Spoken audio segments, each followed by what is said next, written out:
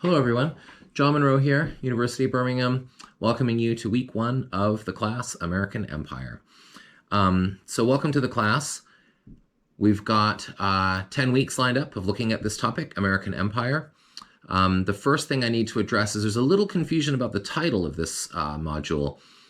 So it's called American Empire, and I submitted the paperwork for that, but officially the paperwork didn't go through in time. So the class is officially called The U.S. and the World, which is the title that the course went under before. This doesn't make too much difference, actually, because a course on the U.S. and the world can be taught really centering the kind of imperial relations of the U.S. Within its borders and beyond. And that's just what I'll be doing here. So sometimes you might hear the class referred to as American Empire, and that's more in keeping with the theme and the way that I'm conceiving of it. But also, officially, it's still called the U.S. and the World, which is just fine. That's also what the class is about, and we can refer to it that way as well. So apologies for the little bit of confusion around that, but again, it's not going to make any difference to what we have to do here. So I welcome you. What is there? A few housekeeping items. We have one book which we'll be reading in its entirety throughout the term. Susanna Rice's We Sell Drugs: The Alchemy of U.S. Empire. So this already you can see in this title that we have work that's going to emphasize the imperial theme. So this class about U.S. Drug control around the world, it's going to also be a U.S. and the world kind of book, because it's going to be about the United States, but definitely in a broader transnational context. And so you can already see that this, again, emphasizes the imperial way of seeing U.S. global relations. And that's what we'll be doing with this book that we'll be reading across the term. In fact, you can see the imperial theme as well in the readings for this first week. We have an essay by Claudia Jones, the brilliant theorist, intellectual, activist, writing on the shape of U.S. empire in the 1950s.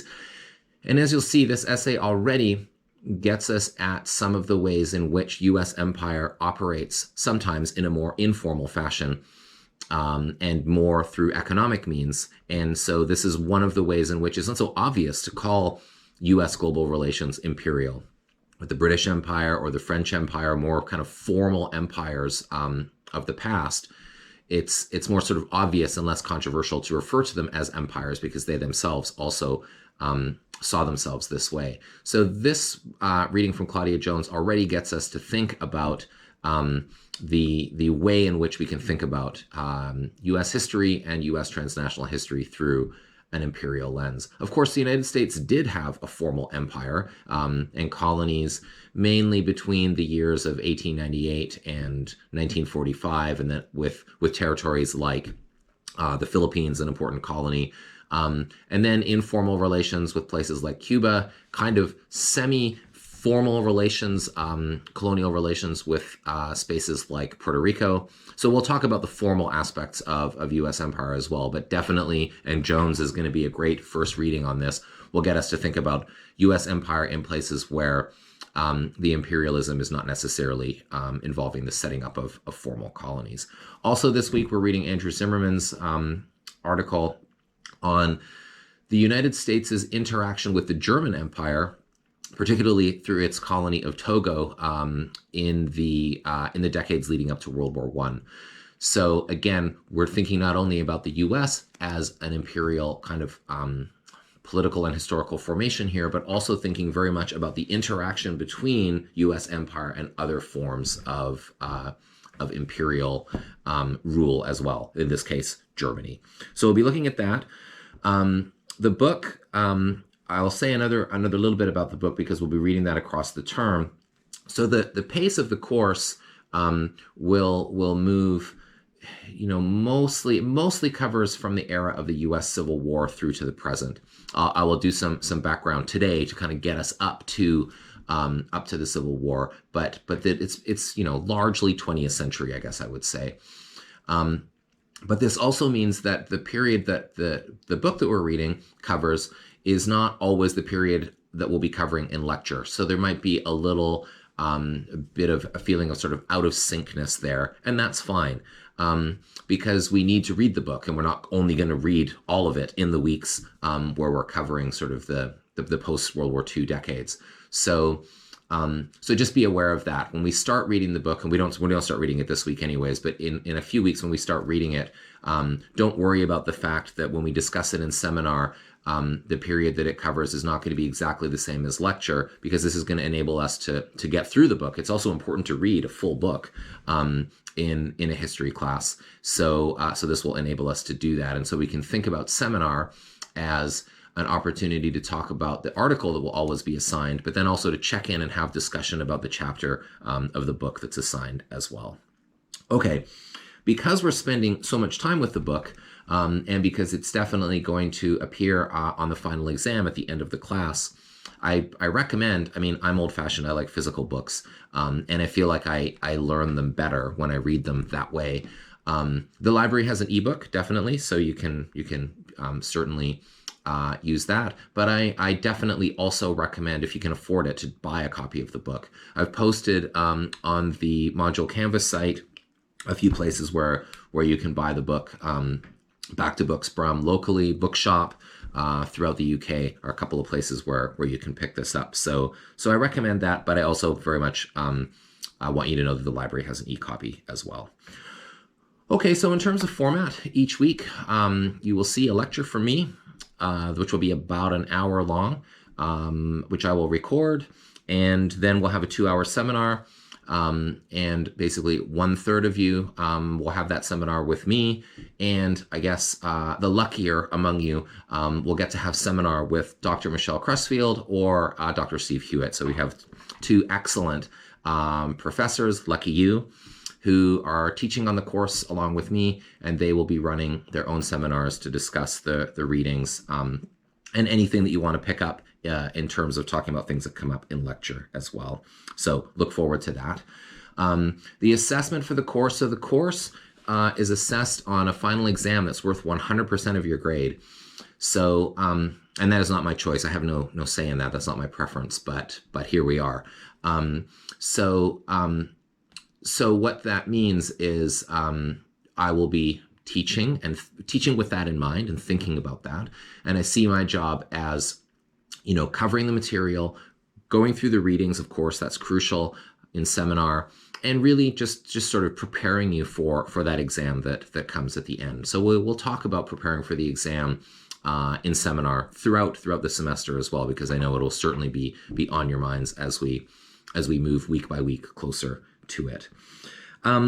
So I guess in one other word before I begin today's lecture proper is that I'll be recording lectures outside. And I don't know what you think about this, but I've experimented with it a little bit here and there last term, and students responded quite positively to it. So, this means that I'll ramble even more than I would normally, because I won't have my sort of proper notes and slides to be able to refer to. So there is definitely a bit of a drawback. I will have slides though for you. I will post those. You can see those directly on the YouTube page that I will post the outside lectures on, and I will also post them on the Canvas site, so you can see images of the people, ideas, events that I'm talking about, as well as get a sense of what the things are that I'm emphasizing. If something appears on a slide, then it's probably something a little bit more important than if it doesn't. So you'll be able to check those out as well. So the plus side, why am I doing this? Because it's easier to do it, to record the lectures at my laptop. I think, students have said that they find it more interesting. So that's a good reason. I like to go for walks, so there's something in it for me. There's also, because we're in lockdown, there's something about, I'm at my office today, and this is the last time I'll be at my office for I don't know how long, because I'm just here to pick up some stuff today. It is, what is it today? It's January the 8th. And I'm here to pick up some things for my office. And yeah, so the fact that we're locked down, we're at home, we're wherever we need to be, I will take my exercise for the day leaving my flat to go out and record the lecture. So it's also just kind of a way of being outside a bit more, like maybe for you, I mean, even though you will be watching it inside, it's just more interaction with the outside world, I guess. I found that that watching, I don't know, just I feel like I was watching some videos of people walking through cities at the beginning of lockdown when it first all began, and it seemed it was kind of relaxing, and it sort of took away some of my stress. And this is what gave me the idea for doing these lectures outside in the first place. So hopefully that will be good. By the time you see this lecture, I probably will have recorded, maybe the first couple, maybe even first 3 weeks. So I'll be a little ahead. But let me say this too. If there's somewhere that you'd like to see, if there's somewhere where you think I could go for a walk that I can reasonably get to in Birmingham, then I will take that under advisement. I will go. So basically that we can think of this class as maybe having 3 titles: American Empire, US and the World, and 10 winter walks in the English West Midlands. So you can suggest if you want me to go somewhere in particular, we'll do that. So I'm on campus today. We'll start here. So I thought you maybe would want to have a little look at campus if you're missing it. So I'll begin here since I'm here anyways. I live north of campus, but I'll walk through Selly Oak first, because some of you may I don't know, live there or maybe want to have a look at that too. So I'll go that way, and then I will turn and go up the canal towards where I live. So welcome to the class. Let me grab my coat, get outside, and I will begin the formal lecture very shortly. Okay, see you soon.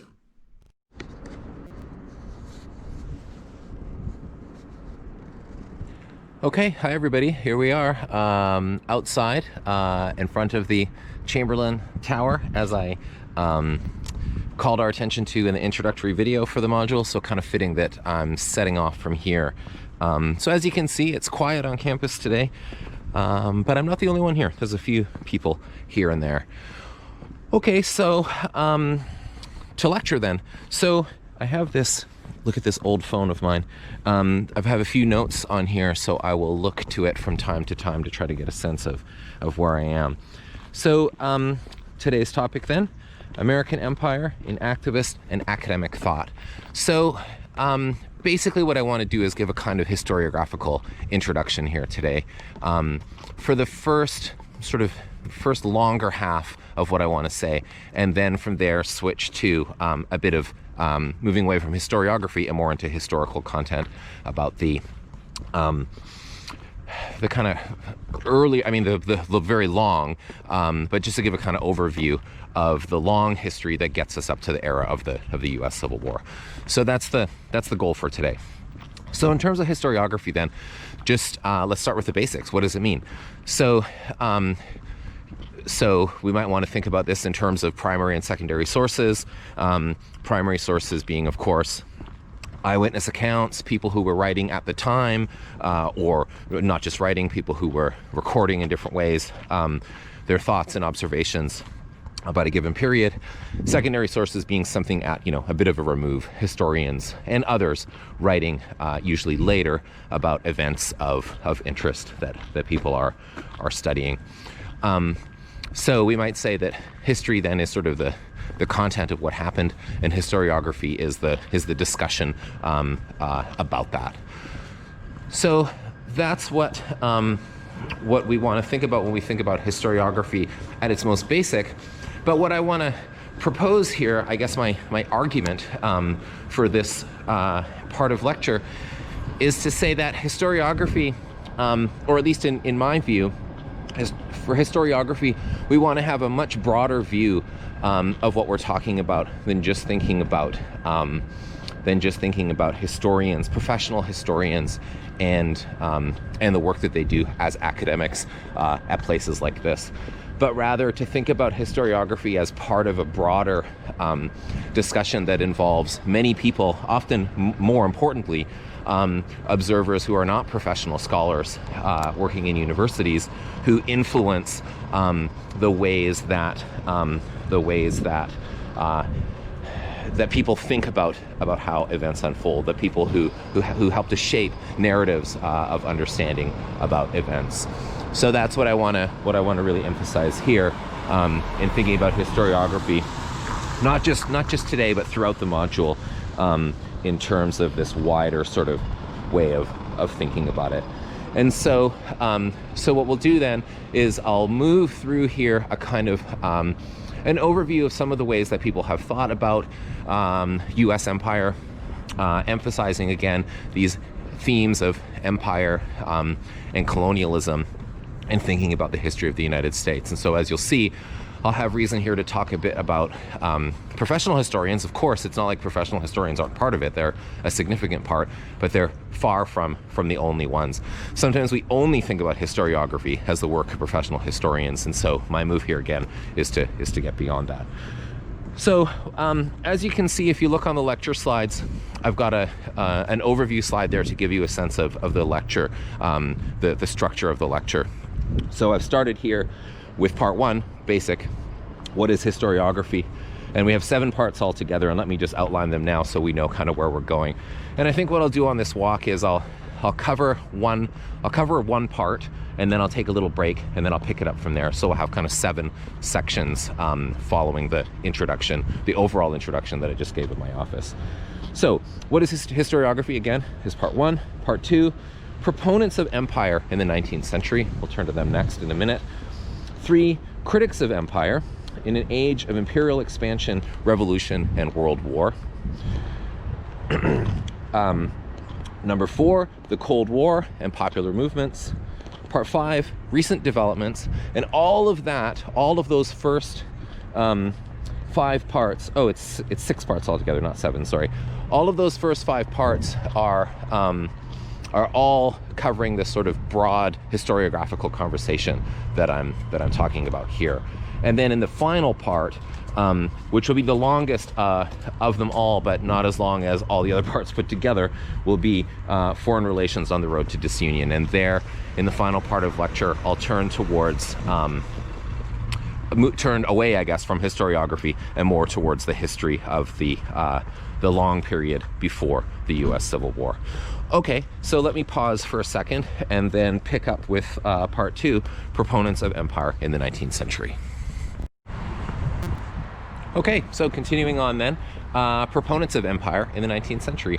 So here, the key and I guess best known figure is Thomas Jefferson with his Empire of Liberty idea. So he's, using this coinage in the era of the early republic, and thinking about westward expansion as it was sometimes called.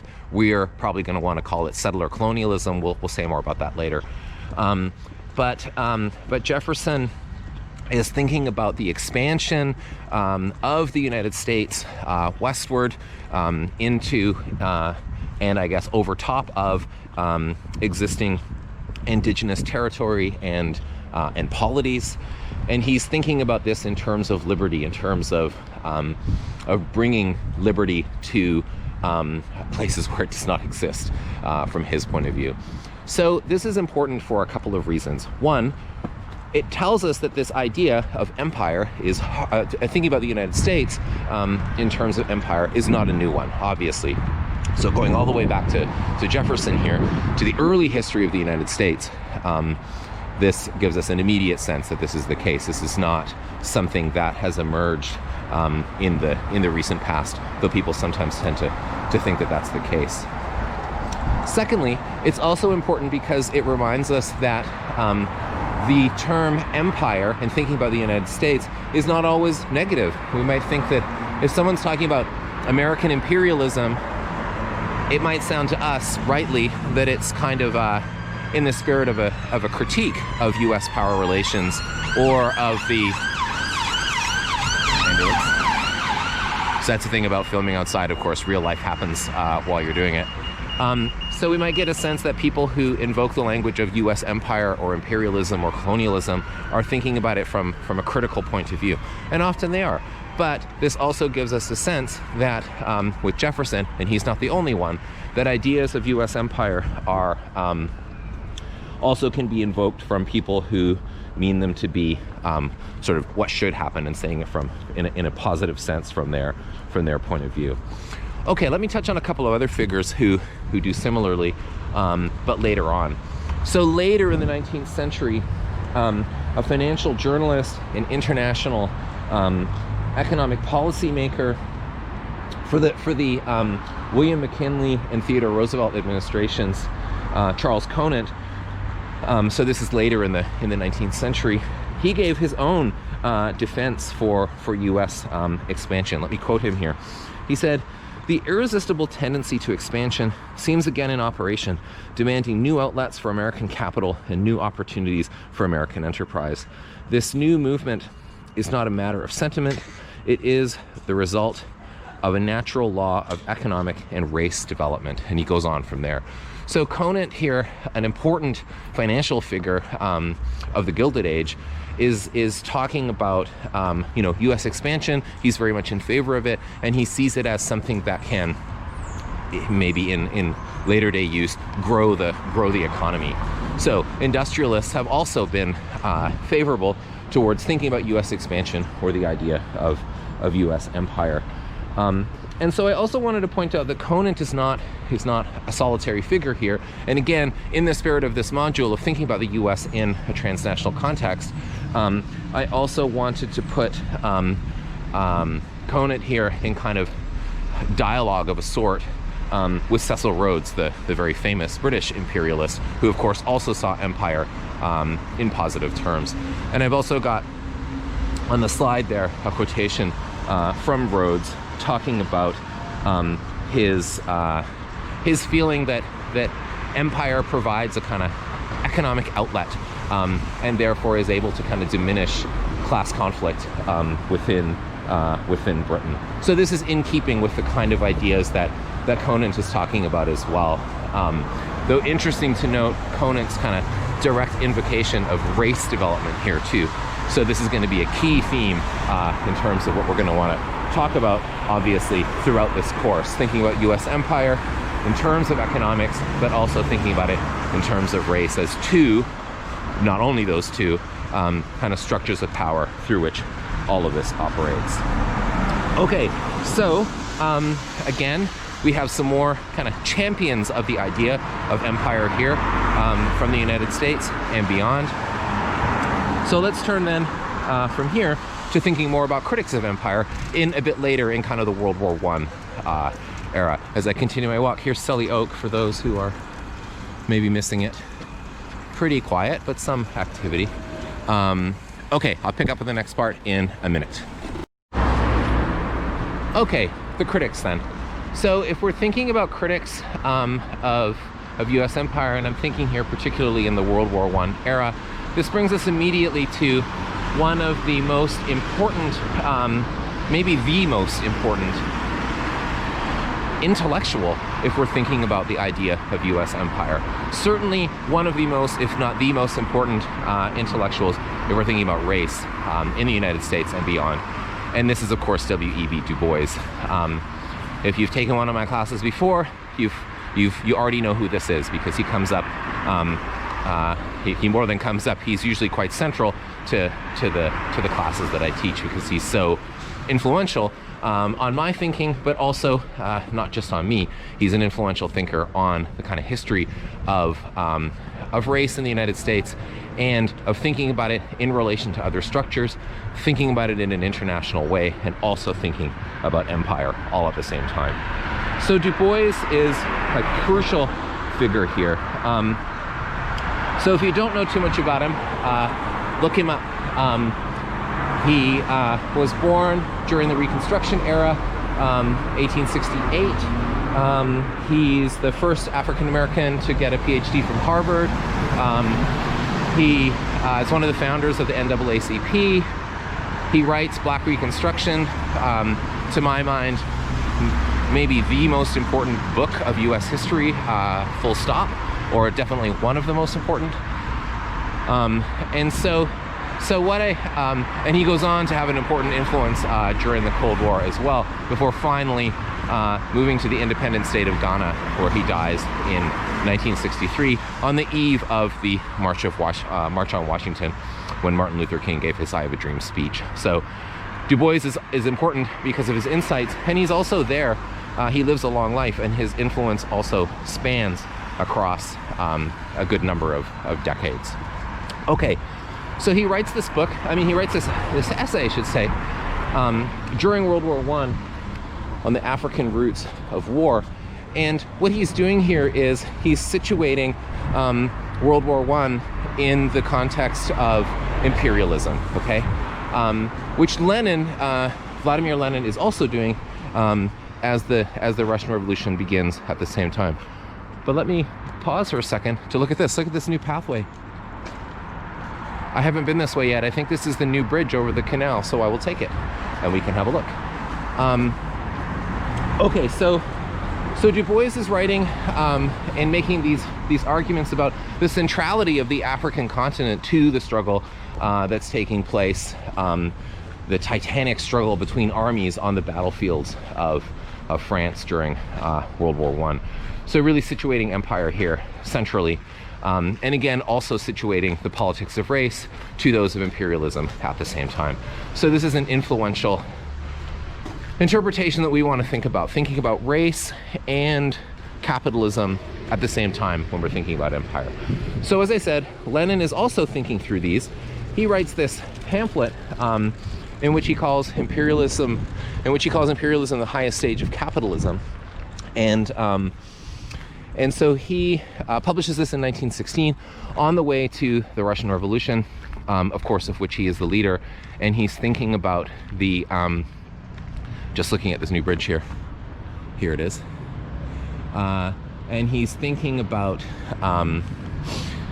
how imperialism leads to the kind of conflict that World War I represents, through the clash of basically drawing on, in a way, the kind of ideas of Rhodes and Conant, but from a more critical point of view, thinking about how how the economic expansion itself leads to conflict between imperial powers. Okay, Lenin's important for another reason as well, and that is, of course, as the leader of the Russian Revolution, which he comes to lead in during and after 1917. So this is important for a few reasons, because it gives the world an anti-imperialist power. There's an important, Russia becomes the Soviet Union, and therefore becomes this anti-imperialist force in the world. This is not to say that the Soviet Union is a democratic society in all respects, that's for sure, especially once Stalin takes control.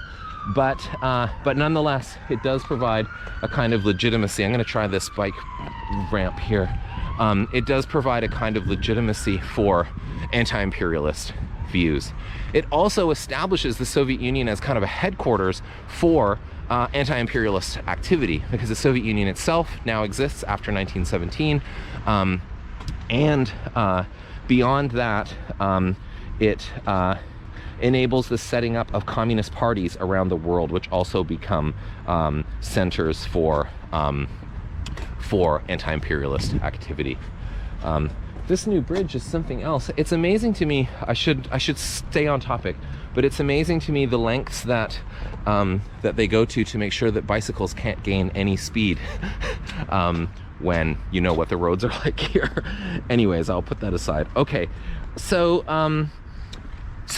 in terms of race and class then and empire, another figure I want to call our attention to, less well known than Du Bois but also important, is Hubert Harrison.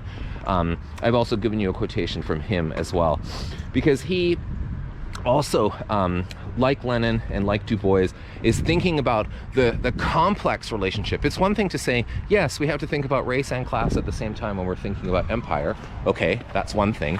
But a more interesting question is, how do we think about them? How do we theorize their relationship? And so we might want to think about this in terms of race as kind of a secondary a secondary factor compared to class, which is the main. Economics is sort of the driver of history, and race and racial oppression is kind of an expression of that. We might think about it in reverse. We might think that actually no, race is a fundamental division and economics are an expression of that. We might want to think about other models that don't necessarily sort of assign one greater explanatory force than the other. And that's kind of what Harrison's doing. If you look at his quotation, looking at how, as he calls it, the exploitation of white workers at home, which binds them in an international opposition to the continuance of the capitalist regime. So white workers can be sort of bound to the system, but also be in certain ways against the bosses, I guess, to put it in short form. So you can have class conflict, but you can also have racial loyalty, and that really complicates the relations of race and class when thinking about them together. Okay, so what we have then is a critical discourse that is developing alongside the more, I guess, sort of celebratory discourse.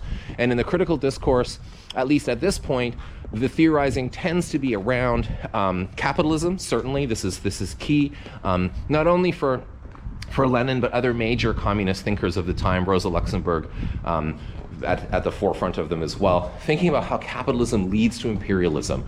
And then you have Du Bois and Hubert Harrison, thinking about how race figures into this, and figures into it not in a kind of incidental way, but also in a fundamental way, and what that exactly means. Okay, let me take a pause here. Now I'm on the canal. You can see it's cold, but the ice is thawing a bit. It was a bit thicker yesterday. You'll also see me weaving a little bit as I go, because of course I'm eager to maintain my social distance as I'm on this walk. Okay, back with the Cold War in a moment. Okay, so I said before that the Soviet Union was kind of a center of anti-imperialist thinking, and indeed it was. That gets toned down in kind of the lead up to, and certainly during World War II, as the Soviet Union finds itself in alliance with, obviously, the imperialist power of Great Britain and the capitalist power, and we might also say imperialist power of the United States. But once the common enemy of fascism is eliminated, then, of course, as you know, what's called the Cold War sort of sets the U.S. and the Soviets as kind of the two major political influences, the two poles in world politics after World War II. So this means that, given the return of this antagonism, that the politics of anti-imperialism really return to the fore in terms of communist thinking.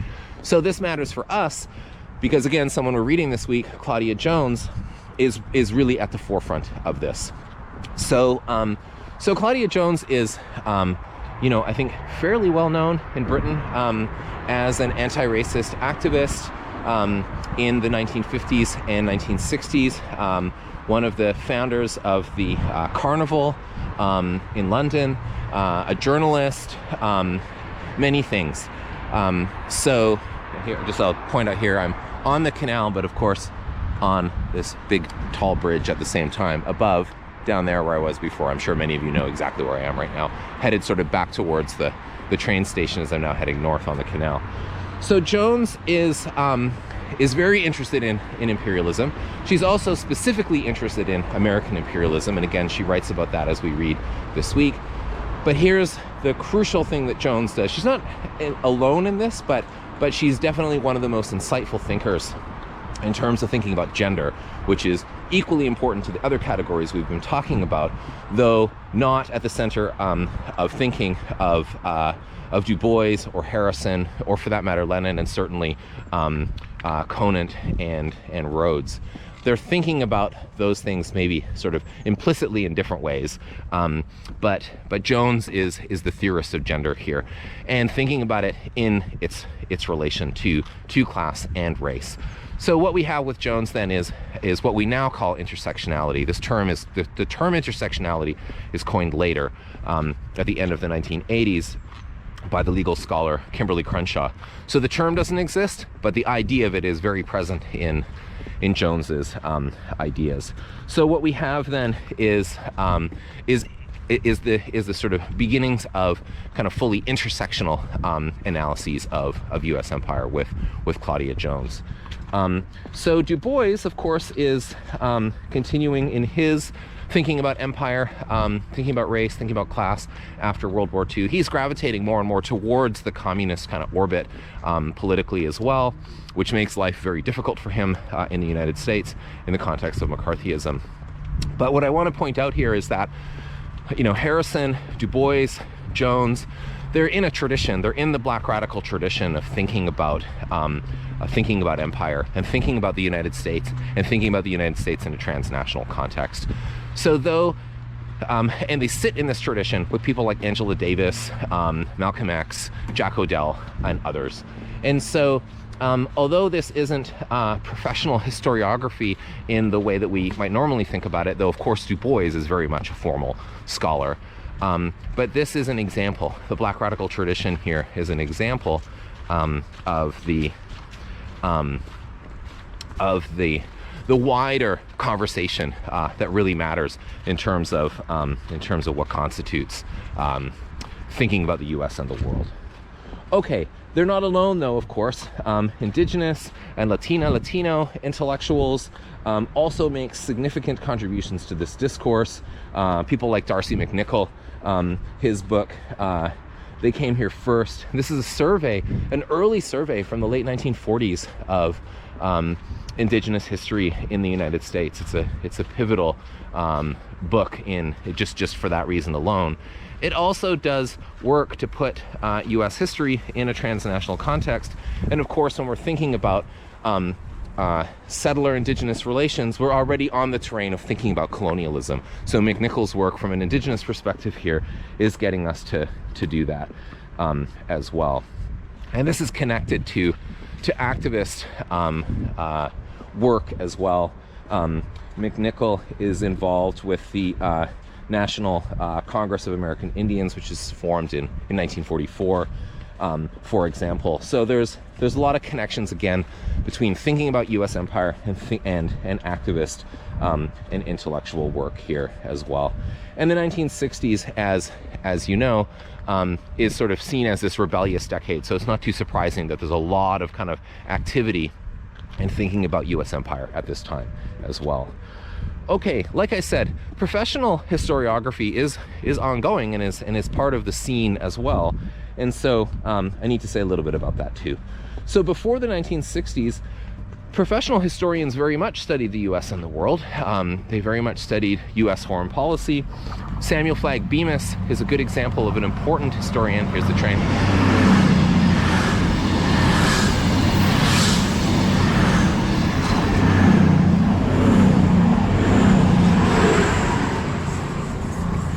Bemis is a very important example of an influential historian of U.S. foreign relations in the 1960s, really, 1950s, 1940s. I mean, his influence sort of continues in certain ways. He's quite a conservative figure, but he's also a foundational one. And going back into the interwar period as well, he's writing major books about U.S. foreign policy and teaching at Yale University. I'm just going to move out of the way for a bicycle here.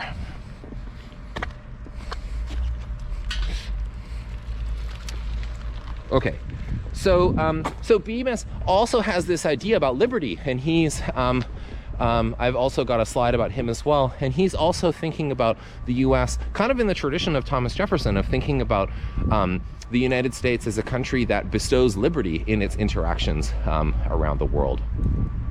There also are critical voices within professional historiography as well.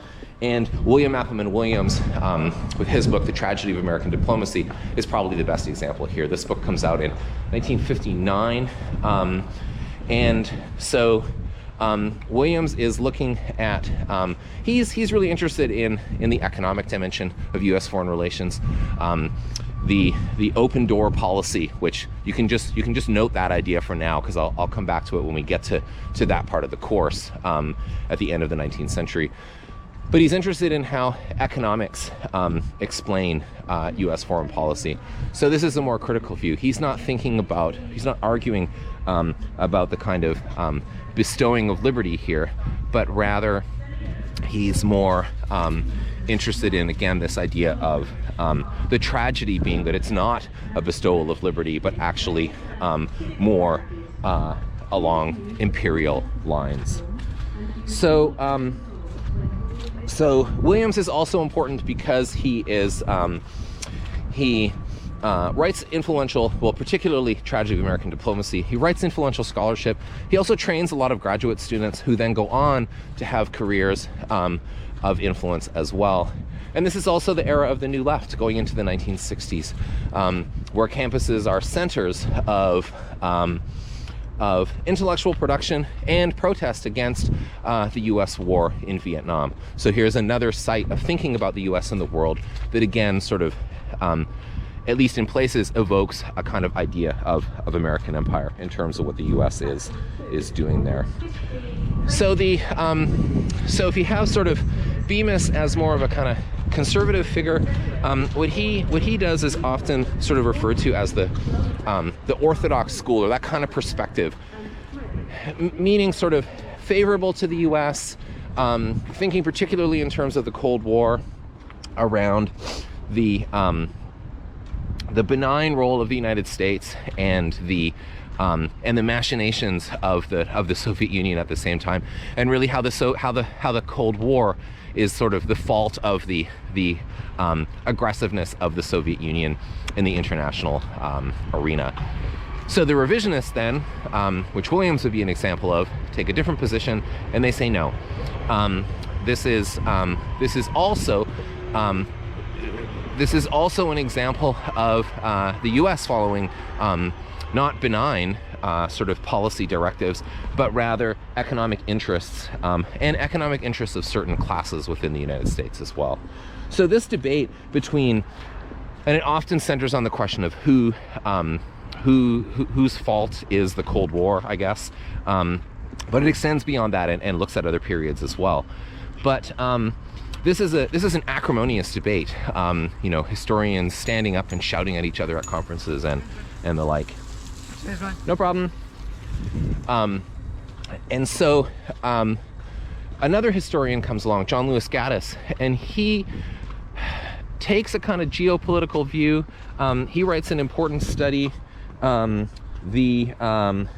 United States and the Origins of the Cold War. It comes out in 1972, and he says this more directly in an article that comes out about a decade later. He tries to break through the deadlock between the orthodox and revisionist scholars with this sort of post-revisionist idea, in which he says the idea of empire is a useful one, and historians should use it, but the left-wing revisionists have overstated the kind of negative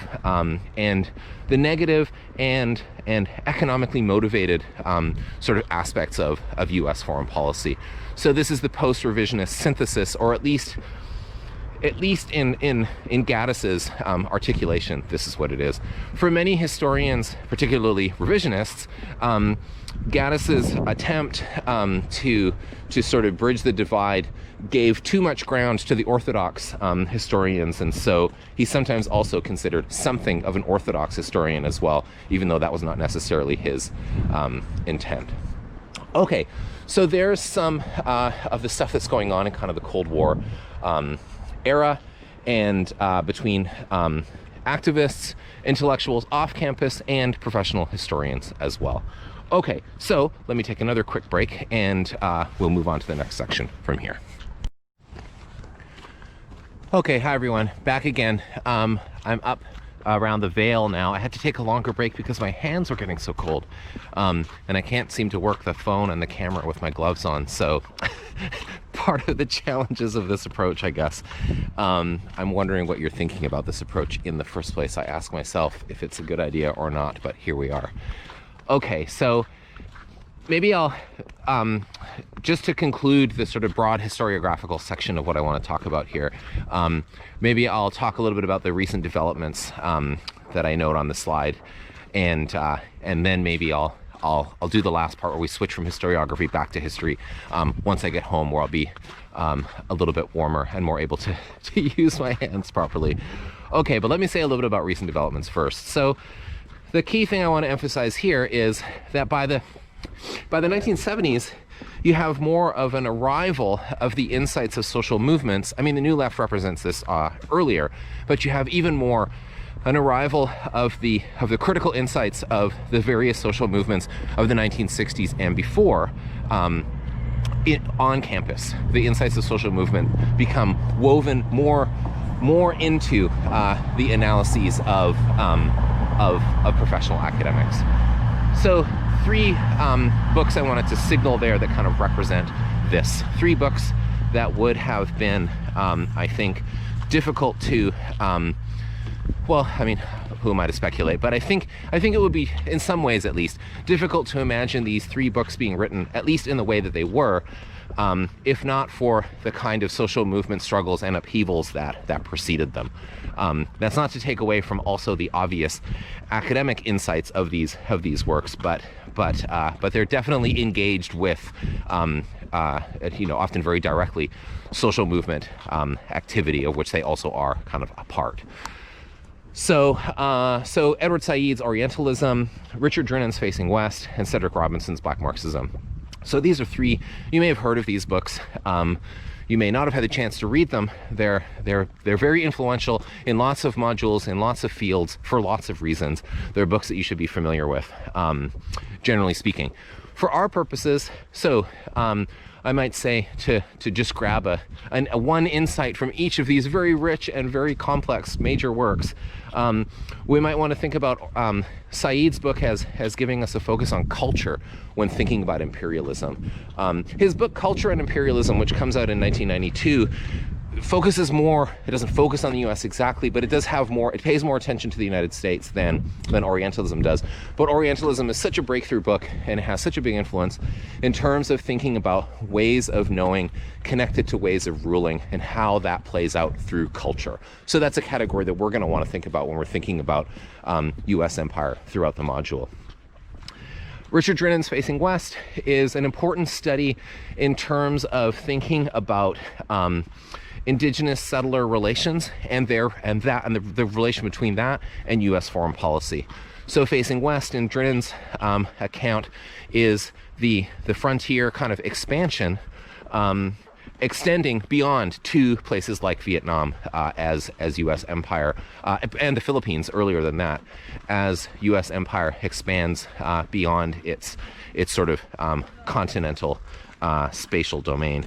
So what we might want to think about here with Drinnan then is how the colonial structure of the United States, again within its borders, is directly related to U.S. foreign policy, more broadly speaking. And Cedric Robinson's essential Black Marxism, the making of the Black radical tradition. So it's very engaged with Du Bois, C.L.R. James, Richard Wright, others in the Black radical tradition as well. And this book is sort of, to put it simply, a kind of an argument with Marxism that points to the ways, from Robinson's point of view, that Marxism has not taken a deep enough account of race. So from what I was saying earlier, you can understand then why somebody like Du Bois would be so important for somebody like Robinson. And Robinson's not just talking about sort of the more recent intellectual expressions of this with people like Du Bois, but also how someone like Du Bois and other exemplars of the Black radical tradition themselves come out of much longer traditions of resistance and of intellectual production going back to the times of racial slavery. Okay, I need to make a couple of moves here to keep my social distance. Let me just stand over to the side. No problem. Okay, carrying on through the tunnel here. Okay, so those 3 key works are ones to think about. And then I also wanted to just call our attention to 5 kind of general areas of debate, or 5 kind of areas in which Scholars and commentators are talking about the United States and the world, and also often talking about it through, or sometimes against, the kind of idea of an imperial lens. Okay, so one is Marxism. Marxism continues to be important. Communism, of course, in terms of the Soviet Union, is gone. But Marxism remains an important sort of analytical set of tools, gives an analytical framework for many thinkers about U.S. empire.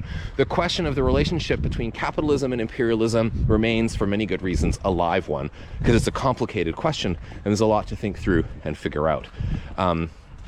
When George W. Bush, when the administration of George W. Bush, which of course we'll get to later in this course, invaded Iraq in 2003, was that because of capitalism? Well, that's a question. And so Marxism gives us a way into thinking about that question and thinking about the structure of capitalism, the search for profit, as a kind of engine that leads to such an outcome. Okay, so Marxism remains important.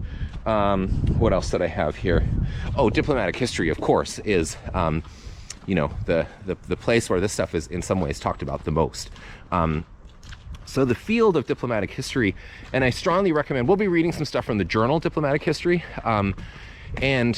which comes from the Society for Historians of American Foreign Relations. And this is a very important organization. It's also, so this is where people like John Lewis Gaddis and the Wisconsin School and these professional historians have engaged since the founding of this organization in the 1970s.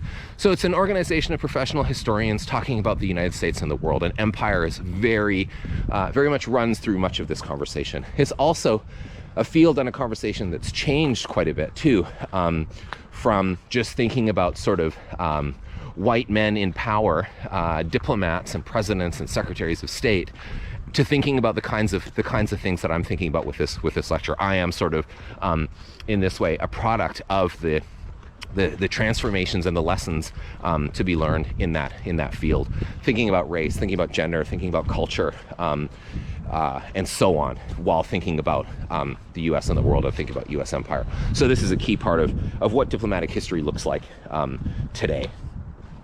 Okay. What else? Right, ethnic and American studies. Also, there's been a major conversation in these fields about U.S. empire. The emphasis here tends to be more on culture, but it's also about capitalism too, often, as well as race and other dimensions. So there's a lively conversation there. We could think about, in this sense, kind of, on the one hand, a journal like American Quarterly. There's a lot of discussion of U.S. empire there, but again, more in a kind of, leaning more towards cultural studies here. And then that conversation, which is sometimes parallel in diplomatic history, but does also tend to have more of a focus on state actors. Okay. Also, historians and commentators from other fields who look at other empires have had some things to say about U.S. empire. And the best example I could think of here, most recent, is A.G. Hopkins's book, American Empire. It's a huge study, came out a couple years ago. It's very detailed in terms of looking at U.S. administration, particularly in the formal part of U.S. empire, vis-a-vis the Philippines, Puerto Rico, the incorporation of Hawaii, and so on. But it's also a very important study for thinking about the United States, thinking about U.S. empire in relation to the British Empire, and in relation to waves of globalization, which I better be careful not to fall in the water, which Hopkins is an expert in an expert in the British Empire. So he brings that sort of training and background to thinking about American empire. And finally, of course, there have been a number of commentators who are interested in U.S. foreign relations or the idea of U.S. empire because they're interested in current events. We might think about these kinds of, again, probably George W. Bush's war against Iraq is the best example here from relatively recent history, in which people's thinking about, and sometimes opposition to that invasion, was prompted people to think more and write more and talk more about the idea of U.S. empire. So current events often also motivate. There's a public discourse element to this, is what I'm trying to say. So I also put on the slide a couple more examples of some more recent works on this. Paul Kramer's Power and Connection historiography essay is essential for this whole topic if we want to think about the historiography of U.S. empire. It gathers together, many citations and kind of organizes them and catalogs them for us to think about in different and kind of organized ways. That essay is now almost 10 years old, though, so I also posted some more recent works that also look at U.S. empire that have come out since then as well. Okay, let me wrap this up and get home, and then I'll come back, moving away from historiography, with a bit about the historical content leading us up to the U.S. Civil War. Okay, more soon.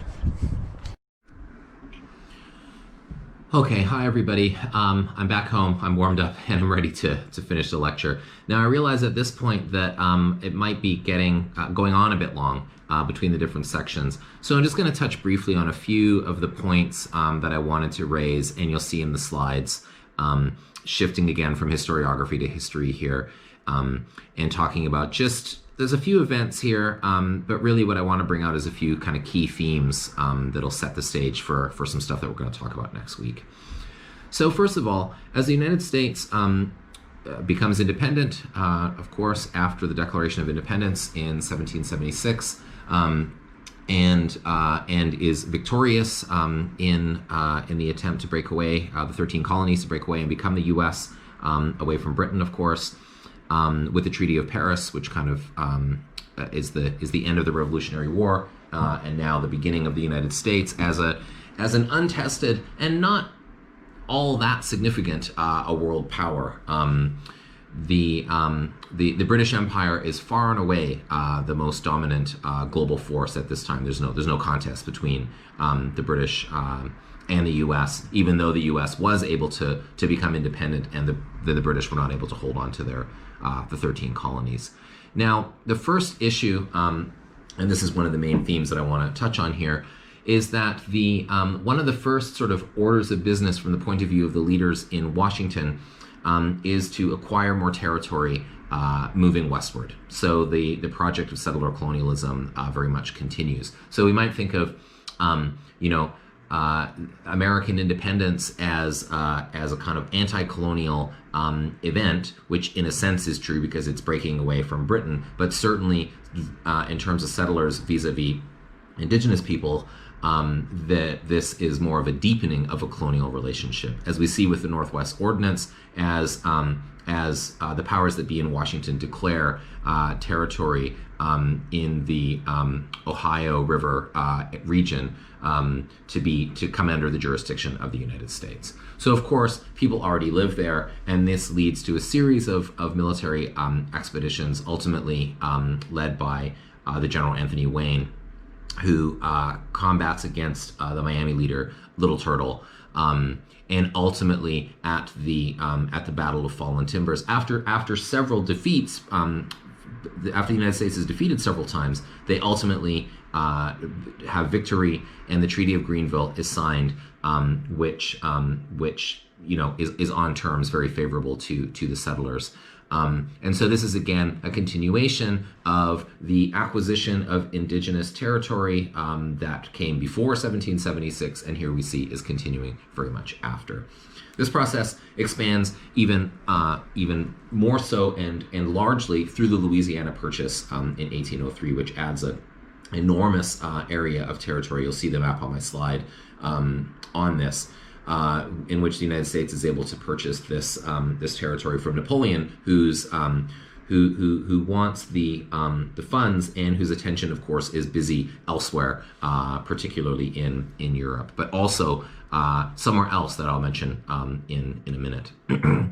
So the United States then is preoccupied. The leaders of the United States are preoccupied with the frontier and acquiring territory beyond it. There also are projections of power overseas from early on. The Tripolitan War against the so-called Barbary pirates in the Mediterranean in the early 19th century is a good example of this. So piracy was of long standing in this region, and some U.S. citizens were taken captive in this process, and the United States lands troops on sort of famously at the shores of Tripoli, and are able to release some of their people. But it's an ongoing sort of issue.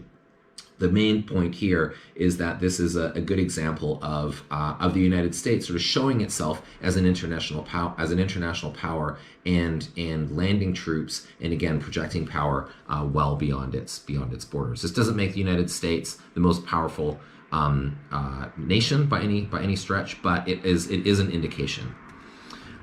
So the place I was going to mention a minute ago in connection to Napoleon is Haiti. Because beginning in the early 1790s, a revolution of the enslaved begins, which ultimately leads to Haitian independence. Now, this is important for several reasons. It's hugely important. So this brings the second independent republic into the Americas from the colonial powers, this time from France. So U.S. first, Haiti second.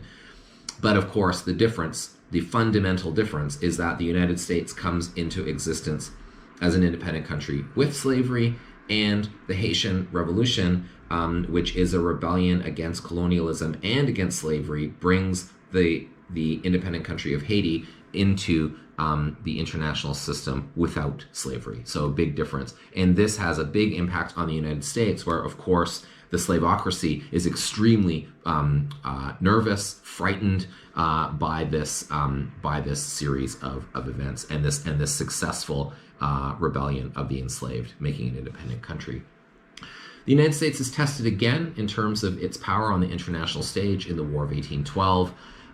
Ongoing, sort of rivalry and disputes with Britain, the boarding of U.S. ships, for example, on the part of the Royal Navy is one source of contention. There's still some kind of unresolved border issues in the northern parts of the United States, around Maine and so on. So this leads to a war between the two.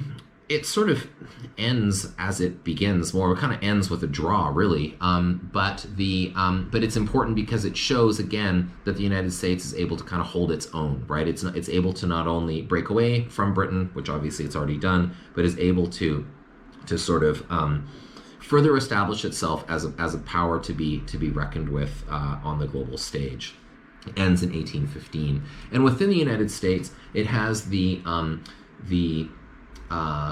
kind of outcome of heightening patriotism and a further sense of kind of nationalism within the U.S. We have to remember too that in the 13 colonies, people thought of themselves as Virginians or New Yorkers, sort of primarily, and so it takes a while for national cohesion in terms of identity to set in. I mean, we could argue that maybe today some people still in the United States might consider themselves more their identity more from their state than from the country.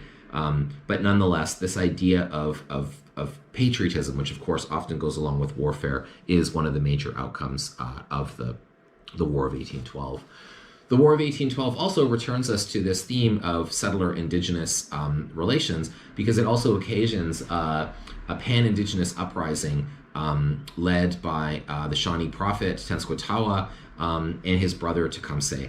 And so they are leading, who's more of a military and political leader, they're leading various indigenous nations against the United States, who again is encroaching on their land, officially sometimes with the army, unofficially with settlers as well. And so this uprising is defeated, but it's another example of, again, this sort of colonial process within the United States that is very much continuing after 1776. Moving back again to the international arena, not long after this, we have the Monroe Doctrine of 1823. Now, this is really important, and we're going to keep coming back to this in the course. The Monroe Doctrine,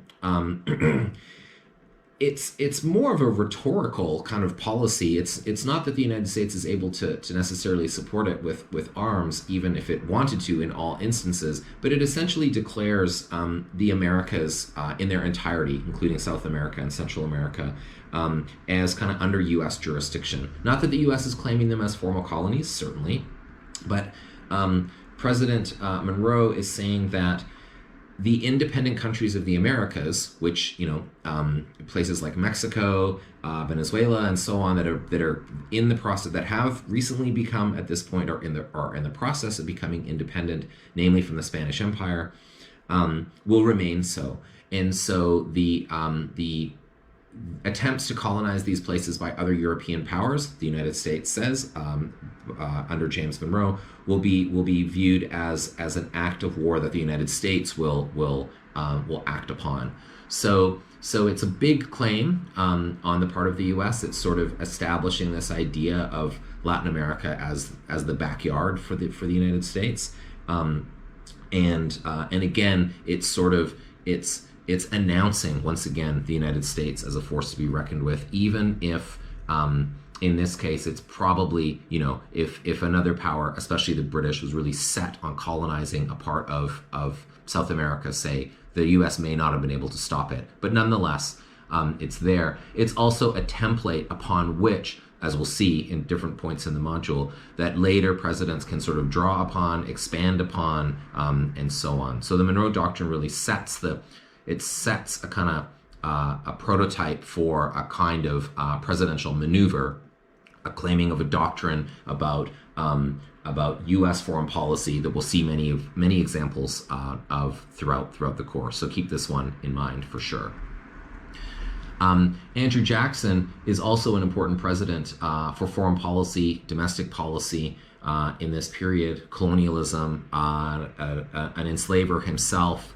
A lot of things come into focus with the Jackson presidency. Florida comes under control through his military command before he becomes president, and he's one of the things he's best known for in terms of the United States and the United States beyond its borders is what's called the Trail of Tears. In which Cherokee and other nations, their populations were gathered up and forced westward. And Jackson is, this is controversial at the time, very much so. Obviously, the people who are subject to this and people who die along the way, it's a horrific sort of series of events by which this takes place. Of course, in the name of gaining the land of these communities. And Jackson is very defiant. There's good reason why Andrew Jackson is a president that some have compared Donald Trump to, in his kind of his overt aggression and his sort of defiance in carrying out policies like the Trail of Tears.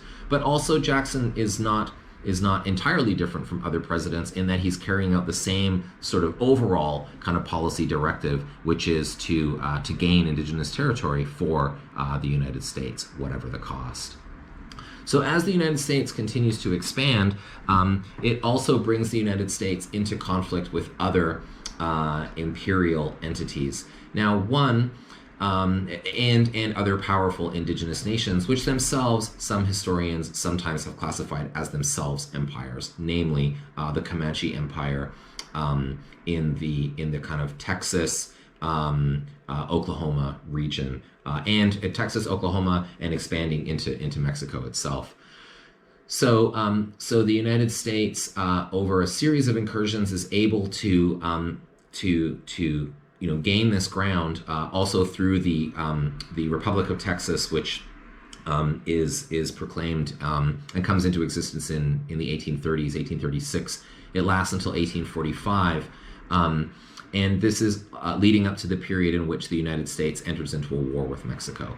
And so the United States is when this war begins, the Mexican-American War, 1846 to 48, the Mexico has already been weakened in its northeast by the power of the Comanche, by one historian, Pekka Hämäläinen's view, empire, and so this means that the United States has a kind of easier path in its conflict with Mexico in the 1840s as a result of this. So indigenous forces gaining ground from Mexico. There's also the British Empire on the scene, who has territory to the north, and the Oregon Territory is another region of dispute in this period, kind of following the U.S. border with Canada goes from the Great Lakes going out westward, follows the 49th parallel until about the Rocky Mountains, where then it was possible that it was going to follow the Columbia River, which would have brought the border out at Portland, could have continued along the 49th parallel, headed towards Vancouver, or could have gone north as far as 5440, which was one of the rallying cries of the period, in which the president James Polk sort of declared that this is where he wanted the border to be. The U.S. and the British are able to sort of resolve this through negotiation, which includes none of the indigenous communities that are on this territory, which is sort of the norm. But it's another moment at which the U.S. gains again further territory. So from indigenous communities, from Mexico in the war of 1846 to 48, and also from the British through negotiation over the Oregon Territory. So the Mexican-American War, as I said, it ends in 1848 with the Treaty of Guadalupe Hidalgo, and this adds a huge chunk of territory to the United States at Mexico's expense. If you look at Mexico on the map, Mexico was roughly double the size before this war compared to what it is afterwards. So the United States is able to, through this aggressive war, really, to gain this territory. So we see expansion of territory. We see the conquest of land as an ongoing sort of series of steps. We can think about the Northwest Territory, the Louisiana Purchase, the Oregon Territory, Florida, Texas, and then everything that comes in the Mexican-American War. That's a series of conflicts or negotiations which bring, again, to keep the theme in view here, indigenous territory into incorporated within the United States. Okay, so let me wrap this up here quickly and say that the consequences of 1848 were to establish the United States as an even more powerful polity than it was before, having all of this territory. It brings the United States to the Pacific now, with California, Oregon, and Washington within its jurisdiction. It makes the United States a Pacific power. So this brings the United States into the Pacific kind of intercolonial realm, if you will, engaging with other powers that are already there, China and Japan across the Pacific, but also the presence of other empires. The British, of course, already have interests in the region as well, being such an important global force themselves. The United States sends some of its naval vessels under the command of Commodore Matthew Perry to Japan in the 1850s, and they're able to force Japan to enter into trade and negotiations with the U.S. at this time. And we can think about this as the beginning of a growing rivalry between the United States and Japan that very much continues from this period onward. We might say maybe culminating at Pearl Harbor, though that's a long way in the future at this time. And finally, of course, slavery is foundational to all of this, to the wealth that is produced in the United States, and also to the growing sectional divide between North and South. These gains of territory have a lot to do with this, because as the United States adds more territory to the nation, it raises the question as to whether the new territory in each of these cases is going to have enslaved labor or not. And so this in and of itself adds to the kind of tensions and the urgency of these two different sections within the United States, with the enslaved the entire time playing very important roles in, of course, resisting by all means the system of slavery. And of course, it also establishes, the United States as an important force in the world through the profits that are generated through enslaved labor under the worst of unimaginable conditions. So, of course, back to that theme that I talked about in terms of historiography of the connection between race and class. Obviously, slavery is a key vector through which this takes place. Okay, that's a very quick skim, really doing no justice to any of them, of some major sort of points here. But I just want to establish a bit of the background before we move into the Civil War era next week. So, and I'll need to work a bit harder, I think, to keep these lectures as short as they need to be. So we'll see how I do with that, and I'll pick this stuff up next week. And once again, welcome to the class, and I'll see you in seminar. Okay, bye-bye.